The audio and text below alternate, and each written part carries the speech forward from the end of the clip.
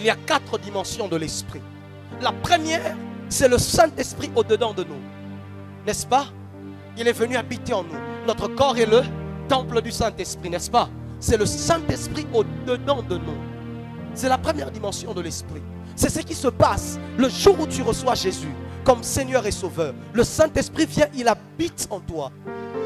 Il a dit aux disciples, en ce temps-là, vous saurez que je suis en vous et que vous êtes en moi.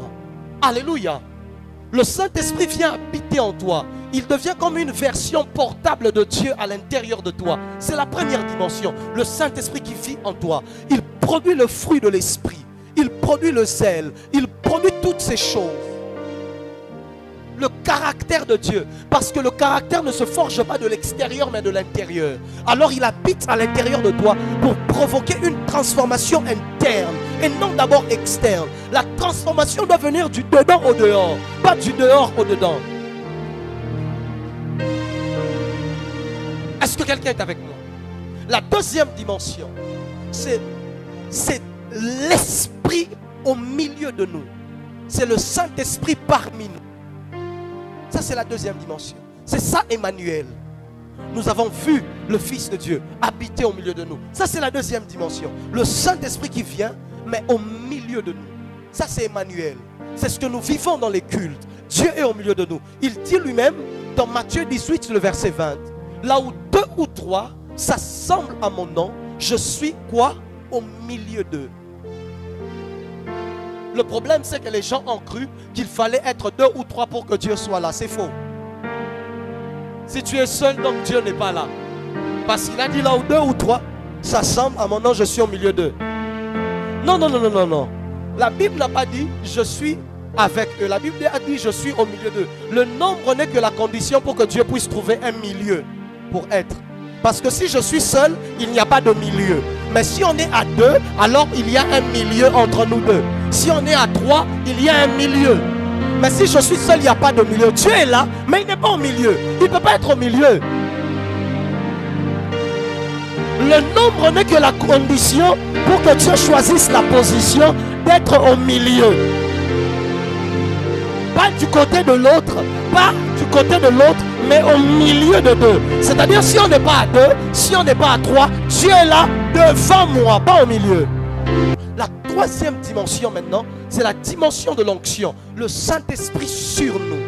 C'est la dimension du revêtement de puissance. Alléluia. Les disciples avaient déjà le Saint-Esprit quand ils sont entrés dans la chambre haute.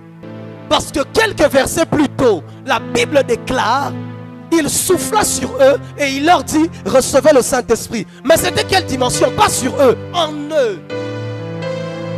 Le Saint-Esprit est venu, mais à l'intérieur d'eux.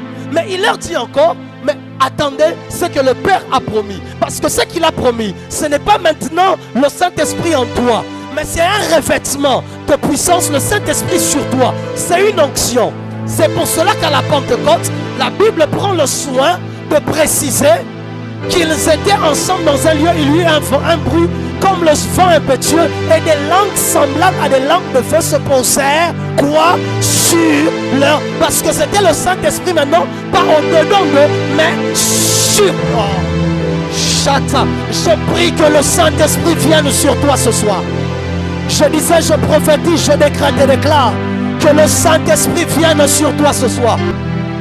C'est quoi la quatrième dimension? C'est la dimension où le Saint-Esprit n'est pas en toi. Il n'est pas au milieu de toi. Il n'est pas sur toi. Mais c'est toi qui es submergé en lui. C'est pour cela que Jean dit, je fus ravi en esprit au jour du Seigneur. Là, le Saint-Esprit devient le transporteur. Ce n'est plus toi qui le porte au-dedans de toi, mais celui qui te porte dans son monde. Ce n'est plus toi qui est son temple, mais lui devient ton temple. C'est là maintenant que tu vis en esprit, tu entres en esprit et tu as accès au monde de Dieu. Parce que ce n'est plus Dieu qui vient dans ton monde, mais c'est lui qui te prend et te fait entrer dans son monde à lui. Dieu en toi, c'est Dieu qui vient dans ton monde à toi. Mais quand l'esprit, c'est toi maintenant qui es en esprit. C'est Dieu qui te fait entrer dans le monde spirituel. C'est là que les yeux s'ouvrent. tu commences à voir des choses que tu ne pouvais pas voir. Parce que tu es à l'intérieur. L'esprit de l'homme, que dit la Bible, je paraphrase, l'esprit de l'homme qui est en l'homme sonde les profondeurs de l'homme. Mais l'esprit de Dieu maintenant qui est en Dieu sonde les profondeurs de Dieu. Oh, maintenant si tu entres dans l'esprit de Dieu, tu entres donc dans les profondeurs de Dieu. S'il est en toi, c'est-à-dire qu'il peut te dire quelque chose et tu refuses. Parce que c'est toi qui as le contrôle, c'est lui qui est juste en toi. Mais quand tu es en lui, c'est la dimension à laquelle tu n'as plus aucun contrôle. C'est lui qui te contrôle. C'est lui qui gère. C'est lui qui fait. C'est lui qui décide. Tu es dans ce monde. L'esprit me prit et m'emmena dans une vallée. Il n'a pas demandé la volonté d'Ézéchiel. Il n'a pas demandé la vie d'Ézéchiel. C'est Ézéchiel qui était déjà en lui. Il me conduit dans une vallée où il y avait plein d'ossements. Il était dans l'esprit.